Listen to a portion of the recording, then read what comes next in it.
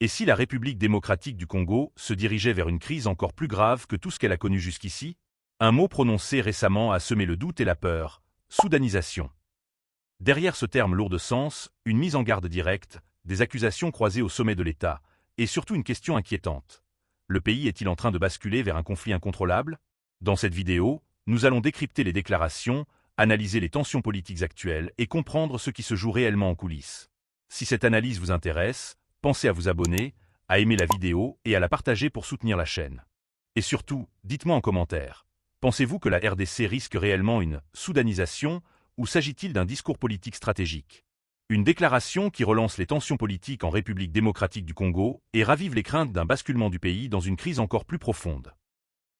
Dans une interview accordée à un média belge, Joseph Kabila est sorti de son silence après plusieurs années de discrétion. L'ancien chef de l'État, qui a dirigé le pays pendant près de 2 décennies, évoque aujourd'hui un risque majeur pour l'avenir du pays. Non pas une simple balkanisation, souvent évoquée dans le débat public, mais une soudanisation de la crise congolaise. Par ce terme, il fait référence à la situation dramatique du Soudan, où un conflit interne entre forces armées rivales a conduit à une crise humanitaire et sécuritaire d'ampleur exceptionnelle. Pour Joseph Kabila, la situation actuelle dans l'est de la République démocratique du Congo n'est pas une fatalité, mais le résultat de choix politiques. Il établit un parallèle avec son arrivée au pouvoir en 2001, après l'assassinat de son père, Laurent-Désiré Kabila. À cette époque, le pays était plongé dans ce qui était considéré comme la plus grande guerre africaine depuis la Seconde Guerre mondiale, impliquant plusieurs armées étrangères et de nombreux groupes armés. Face à cette situation, il affirme avoir privilégié une approche basée sur le dialogue plutôt que sur l'escalade militaire. Cette stratégie avait conduit à la signature de l'accord de Sun City, un tournant majeur qui avait permis la mise en place d'un gouvernement de transition et la réunification progressive du pays. En rappelant cet épisode, l'ancien président insiste sur l'importance du dialogue inclusif comme solution aux crises complexes, en opposition à ce qu'il décrit aujourd'hui comme une approche davantage tournée vers la confrontation. Dans ses déclarations, Joseph Kabila critique ouvertement la gestion actuelle de la crise sécuritaire, estimant que les autorités ont privilégié une logique de guerre. Une critique qui vise indirectement le pouvoir en place dirigé par Félix Tshisekedi, accusé par son prédécesseur de ne pas avoir suffisamment exploré les pistes de négociation. Selon lui, l'absence de dialogue durable avec les groupes armés risque d'aggraver la situation et de plonger le pays dans un cycle de violence incontrôlable. Mais ces propos s'inscrivent dans un contexte politique particulièrement tendu. Félix Tshisekedi et son gouvernement accusent Joseph Kabila d'être lié aux mouvements rebelles actifs dans l'est du pays, notamment dans les régions du Nord Kivu et du Sud Kivu. Je n'ai absolument pas l'impression que l'opposition qui a pris les armes, qui a fomenté avec le Rwanda ce coup contre la République, est dans son bon droit. D'ailleurs, la preuve, c'est que les vrais commanditaires se cachent. Et le vrai commanditaire de cette opposition, c'est mon prédécesseur, c'est Joseph Kabila. Mais il ne l'avoue pas, il n'assume pas ses actions. Voilà. Ces accusations ont renforcé les divisions au sein de la classe politique congolaise et alimenté un climat de méfiance.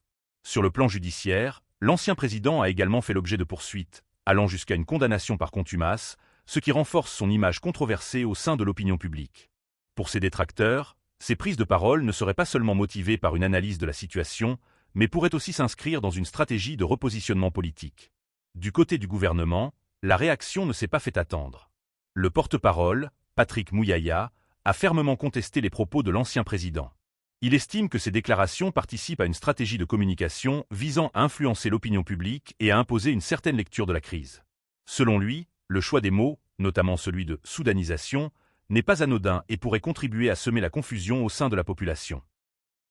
On choisit de faire la communication le 23 mars.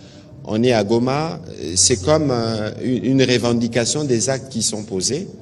Et on veut dire aussi l'intention, les plans réels que nous avons. Eh bien, moi, je veux interdire à tous les Congolais, patriotiquement congolais, de répéter ces mots-là, parce que c'est aussi une stratégie des manipulations. On veut inoculer le venin d'un nouveau mot pour que ces mots puissent se répandre. Tout ce que nous savons, c'est ce que nous sommes en train de faire, l'essentiel. Vous avez suivi par exemple l'allusion faite par les gouverneurs tout à l'heure, 18 ans, 6 conférences de gouverneurs, alors que nous en fréquence on en a plus ou moins 2 par an. Et c'est la preuve justement que nous nous affairons à l'essentiel qui n'a pas pu être fait depuis autant d'années. Alors, je me réserverai de faire quelques comparaisons pour ne pas aller plus loin, mais si on me dit qu'ici, en 40... Dans la même dynamique, plusieurs figures politiques de la majorité ont également réagi. Peter Kazadi, membre de l'UDPS, a minimisé l'influence actuelle de Joseph Kabila. Et d'après vous, qu'est-ce qu'il sous-entend quand il dit qu'il faut mettre fin à la tyrannie? Est-ce qu'on va aller vers l'amplification de la guerre? Nous sommes déjà en guerre. Ouais, mais ça va s'amplifier. Kabila a déployé toute son énergie pour gagner cette guerre. Et nous ne prenons pas ces menaces à la légère. Et ça ne va pas non plus nous effrayer. Nous avons réussi à les faire partir du pouvoir sans armes. Et ce n'est pas aujourd'hui que nous sommes au pouvoir que nous allons avoir peur de Joseph Kabila parce qu'il a dit que... non, c'est un tigre en carton. Carrément un tigre en carton. Nous l'avons défié ici, dans les pays, sans porter des armes, sans nous exiler. Et le voilà aujourd'hui, militaire de son état, comme on dit. Il est en train d'aller dans la brousse. Il est en train d'aller partout, espérant récupérer les pouvoirs par la voie des armes. Qu'il persévère, mais le peuple congolais ne le laissera pas faire. Mais on vous entend parler, on l'entend parler. Ça y est qu'on n'aura pas de dialogue dans ce pays. Est-ce qu'il y a une autre façon? Le président de la République a dit qu'il est favorable au dialogue, qu'il parlera avec les Congolais de bonne qualité. C'est vous qui déterminez les Congolais de bonne qualité? C'est vous, oui. Le président et l'UDPS. Nous savons qui est les... Vous savez, quand on parle des affaires de l'État, il faut essayer de mettre un peu... L'UDPS est un parti politique. Quand bien même que le président est membre de l'UDPS, ce n'est pas l'UDPS qui gère les institutions du pays. Ici, je parle sur le plan institutionnel et je donne mon opinion peut-être en tant que membre de l'UDPS, ce qu'on ne peut pas mélanger. Nous connaissons qui est qui. De par les faits, de par les gestes. Vous allez me dire que Corneille Nangaa, c'est un Congolais de bonne qualité. Vous allez me dire que Joseph Kabila, c'est un Congolais de bonne qualité. Non. Ce sont des Congolais qui ont fait alliance avec l'ennemi étranger pour tuer des Congolais. Mais il risque de vous retorquer la même chose quand on voit, par exemple, le nombre de détournements et des millions qui sont en errance ici, détournés par là. Il risque de dire également que vous n'êtes pas non plus les Congolais de bonne qualité au regard des corruptions. Pour combattre la corruption, il faut prendre les armes et tuer les Congolais. C'est ça, la logique. Kabila. Écoutez, les détournements, on en parle toujours dans ces pays. Mais ça n'a jamais fait l'objet pour les Congolais de prendre les armes et combattre les systèmes en place. Les détourneurs sont des Congolais de mauvaise qualité, il faut qu'on le dise. En tout cas, tous celui qui détourne, c'est un Congolais de mauvaise qualité. Donc on en trouve également de plus en plus chez vous, en fait, dans ce régime. S'il y en a qui détournent chez nous, ce sont des Congolais de mauvaise qualité. Et ceux-là sont d'office exclus du dialogue. Mais les Congolais de mauvaise qualité, on ne traite pas avec eux. C'est tout. Affirmant que celui-ci ne représente plus une menace politique comparable à celle du passé. Ces prises de position illustrent l'intensité de la confrontation politique entre les deux camps. Au-delà des échanges politiques, la situation sur le terrain reste préoccupante.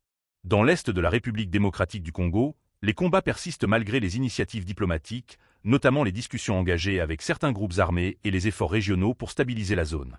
Les populations civiles continuent de subir les conséquences directes de cette instabilité prolongée.